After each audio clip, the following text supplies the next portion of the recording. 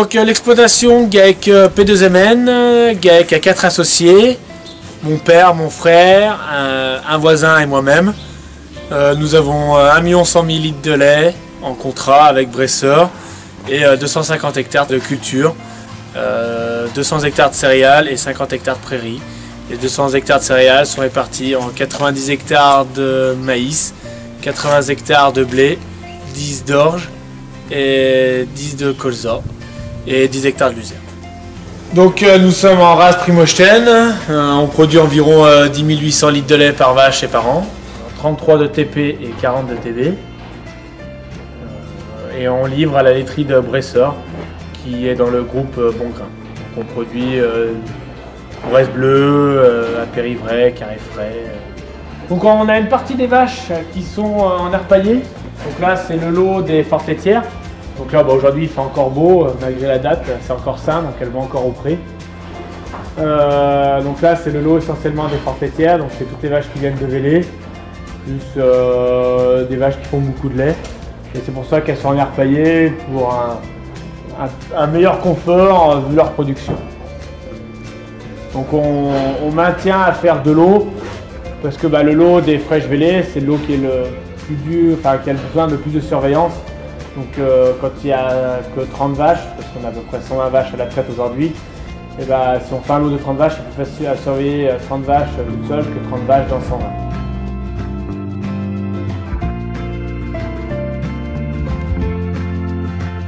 Donc là, c'est le deuxième lot avec 90 vaches laitières et elles sont en logette. Avec 3 couloirs de raclage. Et ces couloirs de raclage récupèrent tout le lisier derrière les logettes et ça va pour la méthanisation. Pour le traitement, c'est un traitement du lisier. On traite environ toute l'année 120 vaches. Et on est en ration complète, hein, tout le monde a la même ration. Il y a juste les fortes laitières, on leur ajoute, comme on peut dire, une petite sucrerie pour, vu qu'elles font plus de lait un peu plus de lait que les autres. C'est du tourteau de lin qu'on leur ajoute. Ça permet de leur aider en maintien d'état d'engraissement. Le racleur, les racleurs quand ils arrivent ici, donc c'est un système d'EcoBox. Donc c'est des gros tuyaux de 800 qui sont coupés en deux.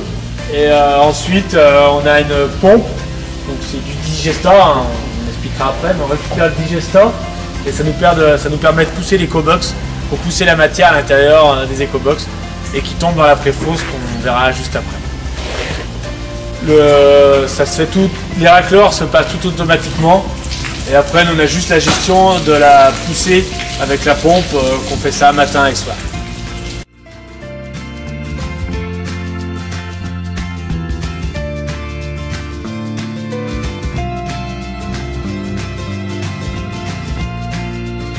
Donc là on récupère les eaux du toit. La récupération nous sert premièrement à laver les quais de salle de traite après la traite, à laver le matériel. Voilà. Donc on a une cuve extérieure de 30 000 litres, une enterrée de 10 000 litres, qui nous fait 40 000 litres de stockage, qui nous permet tout le lavage et ainsi qu'au traitement. Donc l'eau qu'on récupère, ça sert à laver les quais. Donc ensuite, toutes ces eaux vertes ainsi que les eaux blanches, donc le lavage du matériel de traite, est tout récupéré et va en direction de la méthanisation qui est retraitée derrière par la méthanisation. Voilà. Tout le lisier arrive par ce gros tuyau là qui est enterré et vient ici. Donc ici c'est notre préfausse de mélange. Donc toute la matière, donc tous les couloirs de raclage des vaches ainsi que toutes les couloirs de raclage des génisses qu'on racle tous les 2 jours, on y met dedans et on a un mixeur qui est en bord et qui permet de homogénéiser la matière avant d'être intégré dans le digesteur. Il y a un broyeur pour broyer les éléments, parce que plus ça arrive broyé, plus c'est vite digéré, plus vite ça produit du gaz. Après on a une pompe à lobe qui monte en haut du digesteur. Donc ce qui est important, c'est qu'il faut travailler avec de la matière fraîche. C'est pour ça que de travailler avec du lisier frais, qu'on racle souvent, ça permet que ça intègre toujours de la matière fraîche. Donc en plus de nos lisiers, qui représentent à peu près 95% de l'alimentation du digesteur, on rajoute 5% environ de déchets, de céréales, de maïs. Mais on n'a pas besoin de ça réellement pour tourner, on est autonome avec notre propre matière. Donc on a calculé notre production qu'on pouvait avoir via des analyses et on a vu que on avait la capacité de produire 50 kg. Donc on a monté une unité de 50 kg pour être autonome. Nous aujourd'hui, on passe moins de temps avec la méthanisation qu'avant quand on gérait nos fumiers. Vidange toutes les 3 semaines du moteur. Et de temps en temps, il y a le piège à cailloux du broyeur à vider. Donc là, c'est oui, un quart d'heure par jour. Donc là, c'est le digesteur. Le lisier est intégré environ toutes les 2 heures par le haut. Le lisier séjourne environ 30 jours avant d'être totalement digéré.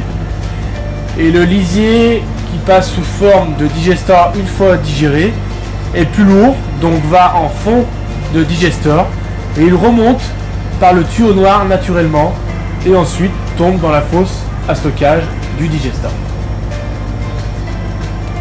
Il arrive au moteur, donc on a l'arrivée du gaz, on a un mélange gaz-air qui se fait et ce mélange gaz-air permet de faire tourner le moteur qui fait tourner une turbine et cette turbine produit l'électricité et cette électricité on la revend à EDF. En parallèle de ça, un circuit de refroidissement pour le moteur, donc on envoie l'eau chaude au séchoir, c'est pour ça qu'on a un séchoir pour valoriser la chaleur. On a un échangeur qui transforme l'eau chaude en air chaud qu'on fait souffler sous les plaquettes de bois ou sous le maïs qu'on est en train de sécher. L'eau chaude revient à la plus basse température, ce qui permet de refroidir le moteur. Et on a une partie de la chaleur produite par le moteur qui va aussi pour chauffer le digesteur, parce que le digesteur, il faut qu'à l'intérieur du digesteur, les bactéries fonctionnent, il faut qu'il fasse 38 degrés. Donc on récupère la chaleur de la méthanisation, mais on récupère aussi la chaleur du toit par un sous-plafond, et ce qui permet d'augmenter la température pour sécher les plaquettes. On utilise la chaleur à 100%, donc on est payé au maximum du prix. Donc ce qui représente environ de vente d'électricité de 7 000 € par mois. Donc l'avantage de la chaleur récupérée via la méthanisation, ça permet de sécher le maïs à basse température, donc à garder toute la protéine sur le maïs, car on sèche aux alentours de 30 degrés et ça évite que la protéine du maïs soit brûlée. Ce qui est très intéressant pour l'alimentation animale.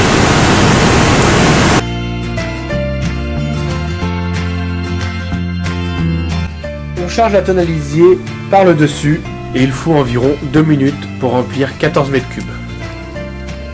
Donc, un des avantages du digesteur, c'est qu'il est sans odeur.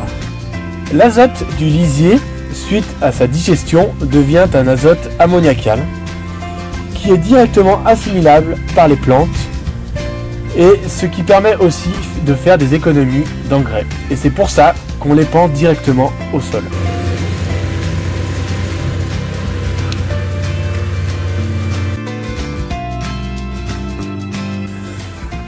En ce qui concerne l'investissement, il est de 660 000 €, dont 460 000 € de digesteur, moteur, mixeur, pompe et terrassement.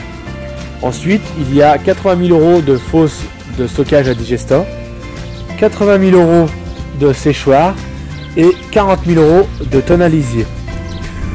Là-dessus, nous avons eu une subvention de 210 000 € et nous vendons par mois 7 000 € d'électricité et 800 € de prestations de plaquettes de bois. Le retour sur investissement est d'environ 8 ans. La méthanisation nous a permis d'agrandir la stabulation à 150 vaches du fait d'avoir supprimé la fumière. On a pu rajouter des logettes, donc on est passé de 120 à 150 vaches laitières.